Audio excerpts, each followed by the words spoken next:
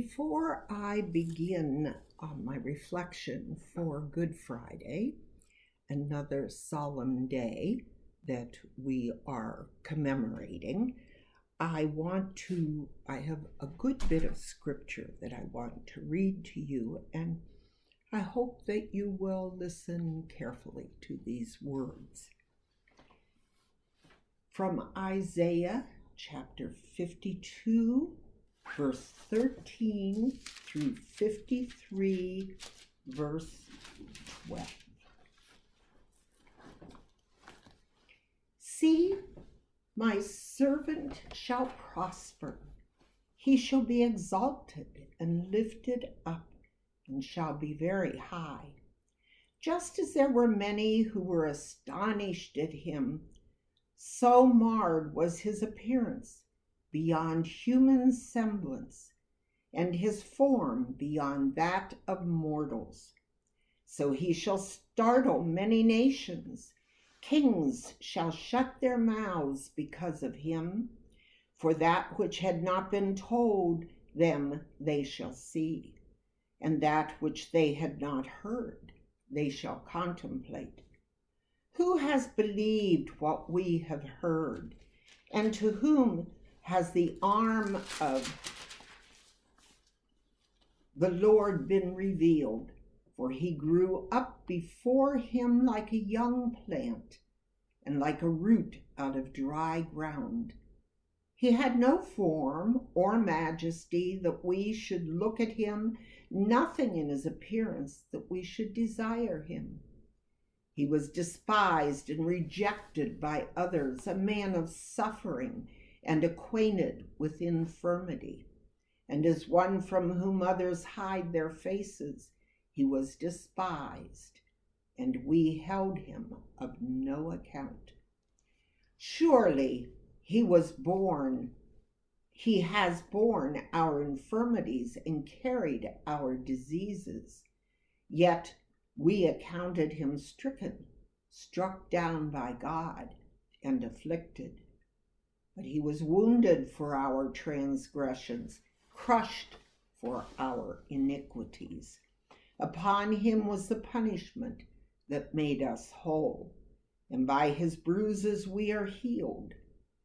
All we like sheep have gone astray.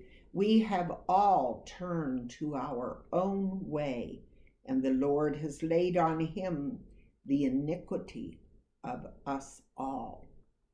He was oppressed and he was afflicted, yet he did not open his mouth. Like a lamb that is led to the slaughter, and like a sheep that before its shearings is silent, so he did not open his mouth. By a perversion of justice he was taken away. Who could have imagined his future? For he was cut off from the land of the living, stricken for the transgression of my people. They made his grave with the wicked and his tomb with the rich, although he had done no violence and there was no deceit in his mouth. Yet it was the will of the Lord to crush him with pain. When you make his life an offering for sin, we shall see his offspring and shall prolong his days. Through him the will of the Lord shall prosper.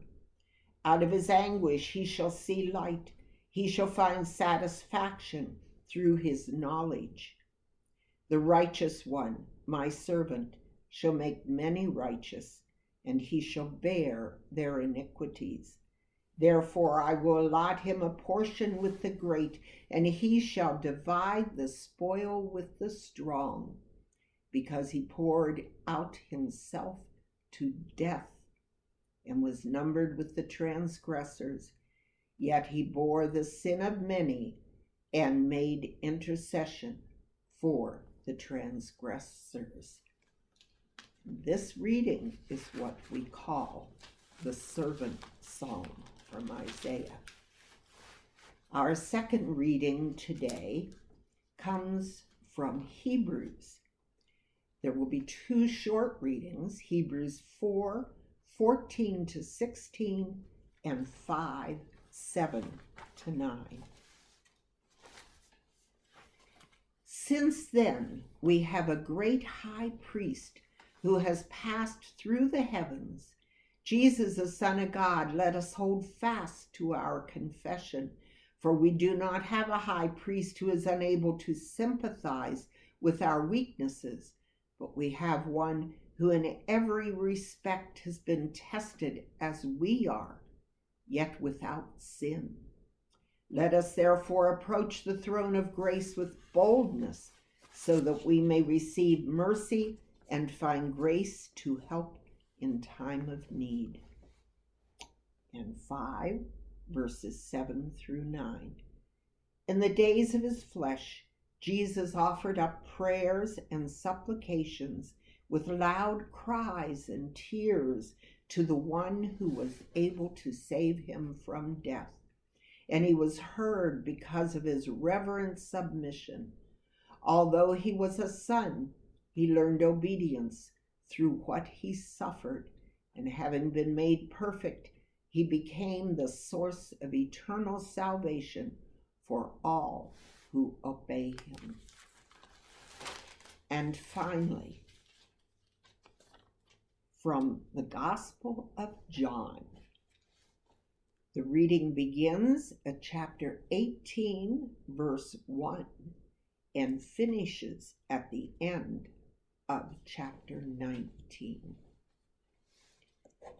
After Jesus had spoken these words, he went out with his disciples across the Kidron Valley to a place where there was a garden, which he and his disciples entered.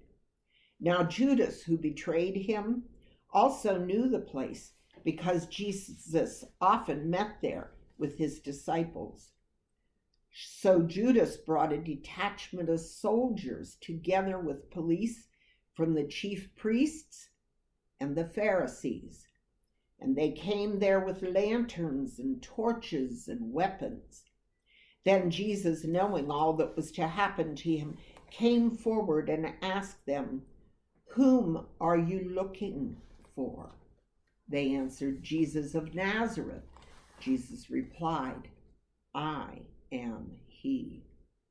Judas, who betrayed him, was standing with them. When Jesus said to them, "I am he," they stepped back and fell to the ground. Again he asked them, "Whom are you looking for?" And they said, "Jesus of Nazareth." Jesus answered, "I told you that I am he. So if you are looking for me, let these men go." This was to fulfill the word that he had spoken. "I did not lose a single one of those whom you gave me." Then Simon Peter, who had a sword, drew it, struck the high priest's slave, and cut off his ear. The slave's name was Malchus. Jesus said to Peter, "Put your sword back into its sheath. Am I not to drink the cup that the Father has given me?" So the soldiers, their officer, and the Jewish police arrested Jesus and bound him. First they took him to Annas, who was the father-in-law of Caiaphas, the high priest that year. Caiaphas was the one who had advised the Jews that it was better to have one person die for the people. Simon Peter and another disciple followed Jesus. Since that disciple was known to the high priest, he went with Jesus into the courtyard of the high priest, but Peter was standing outside at the gate. So the other disciple, who was known to the high priest, went out, spoke to the woman who guarded the gate, and brought Peter in. The woman said to Peter, "You are not also one of the man's disciples, are you?" He said, "I am not." Now the slaves and the police had made a charcoal fire because it was cold, and they were standing around it and warming themselves. Peter, who was also standing with them and warming himself. Then the high priest questioned Jesus about his disciples and about his teaching. Jesus answered, I have spoken openly to the world. I have always taught in synagogues and in the temple where all the Jews come together. I have said nothing in secret. Why do you ask me? And those who heard what I said to them, they know what I said. When he had said this, one of the police standing nearby struck Jesus on the face, saying, "Is that how you answer the high priest?" Jesus answered, "If I have spoken wrongly, testify to the wrong. But if I have spoken rightly, why do you strike me?" Then Annas sent him bound to Caiaphas, the high priest. Now Simon Peter was standing and warming himself. They asked him, "You are not also one of his disciples, are you?" He denied it and said, "I am not." One of the slaves of the high priest, a relative of the man whose Peter had cut off, asked, "Did I not see you in the garden with him?" Again, Peter denied it, and at that moment the cock crowed. Then they took Jesus from Caiaphas to Pilate's headquarters. It was early in the morning. They themselves did not enter the headquarters so as to avoid ritual defilement and to be able to eat the Passover.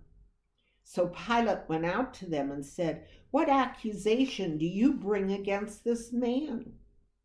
They answered, "If this man were not a criminal, we would not have handed him over to you."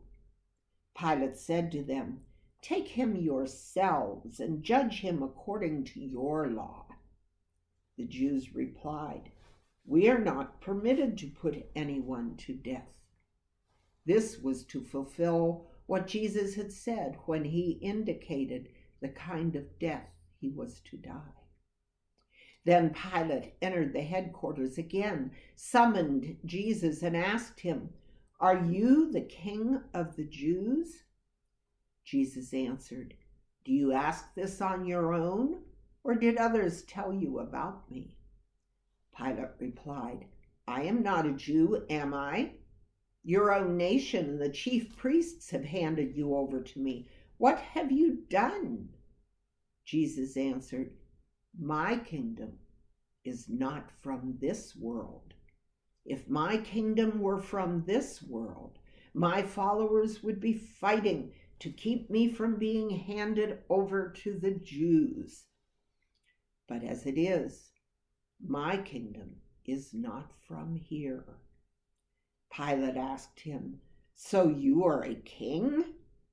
Jesus answered, "You say that I am a king.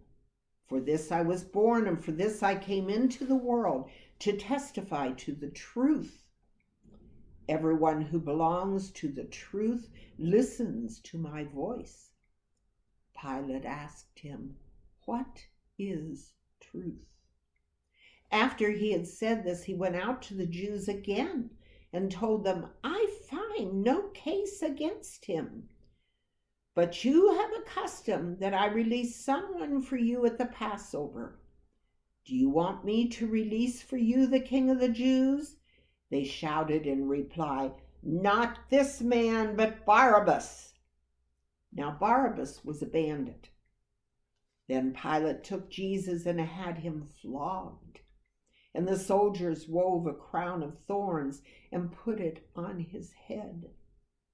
And they dressed him up in a purple robe. They kept coming up to him, saying, "Hail, King of the Jews!" and striking him on the face. Pilate went out again and said to them, "Look, I am bringing him out to you to let you know that I find no case against him." So Jesus came out, wearing the crown of thorns and the purple robe. Pilate said to them, "Here is the man." When the chief priests and the police saw him, they shouted, "Crucify him! Crucify him!" Pilate said to them, Take him yourselves and crucify him. I find no case against him." The Jews answered him, "We have a law, and according to that law, we ought to die because he has claimed to be the Son of God." Now, when Pilate heard this, he was more afraid than ever. He entered his headquarters again and asked Jesus, "Where are you from?" But Jesus gave him no answer. Pilate therefore said to him, "Do you refuse to speak to me? Do you not know that I have power to release you and power to crucify you?" Jesus answered him, "You would have no power over me unless it had been given you from above. Therefore, the one who handed me over to you is guilty of a greater sin." From then on, Pilate tried to release him, but the Jews cried out, "If you release this man, you are no friend of the emperor. Everyone who claims to be a king sets himself against the emperor."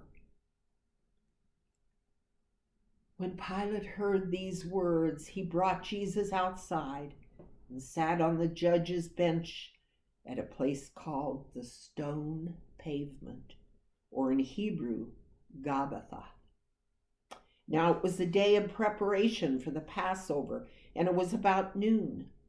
He said to the Jews, "Here is your king." They cried out, "Away with him! Away with him! Crucify him!" Pilate asked them, "Shall I crucify your king?" The chief priests answered, "We have no king but the emperor."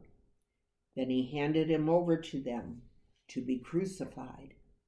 So they took Jesus, and carrying the cross by himself, he went out to what is called the place of the skull, which in Hebrew is called Golgotha. There they crucified him, and with him 2 others, one on either side, with Jesus between them. Pilate also had an inscription written and put on the cross. It read, "Jesus of Nazareth, the King of the Jews." Many of the Jews read this inscription because the place where Jesus was crucified was near the city, and it was written in Hebrew, in Latin, and in Greek. Then the chief priests of the Jews said to Pilate, "Do not write the King of the Jews, but this man said, 'I am King of the Jews.'" Pilate answered, "What I have written, I have written." When the soldiers had crucified Jesus, they took his clothes and divided them into 4 parts, one for each soldier. They also took his tunic. Now the tunic was seamless, woven in one piece from the top. So they said to one another, "Let us not tear it, but cast lots for it to see who will get it."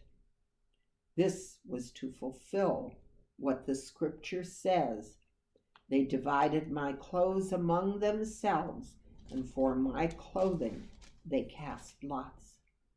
And that is what the soldiers did. Meanwhile, standing near the cross of Jesus were his mother and his mother's sister, Mary, the wife of Clopas, and Mary Magdalene. When Jesus saw his mother and the disciple whom he loved standing beside her, he said to his mother, "Woman, here is your son." Then he said to the disciple, "Here is your mother." And from that hour, the disciple took her into his home.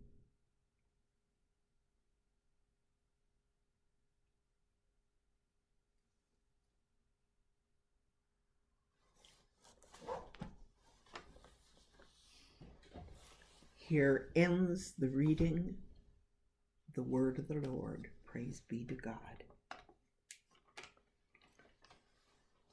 So as I read, Jesus was executed by Roman authorities because his teaching was a threat to the established order of the socio-political system of the empire.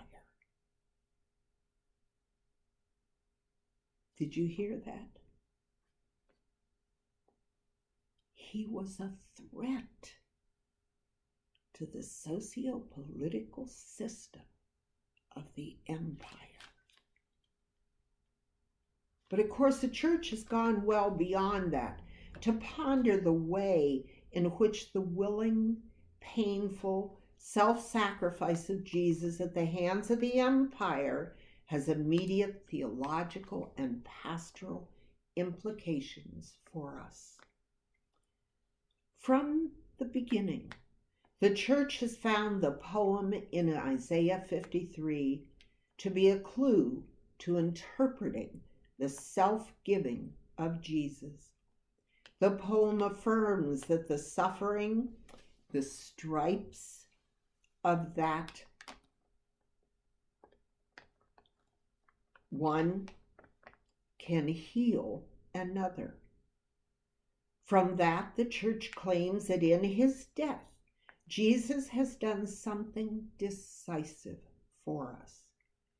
It is in this conviction that a faith confession goes beyond historical analysis.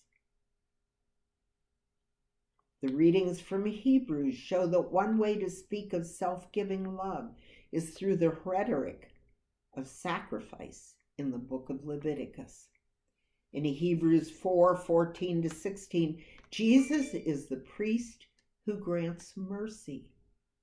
In 5:7-9, he is the high priest who is the source of abiding well-being, or in other words, eternal salvation. The text says, hold fast to a confession, to insist that new life is given peculiarly in Jesus' Friday love. Jesus' people look only here for well-being and not to the empire of money, power, sex, control, or whatever. The confession is to stay close to Jesus and then to follow him in self-giving for the world.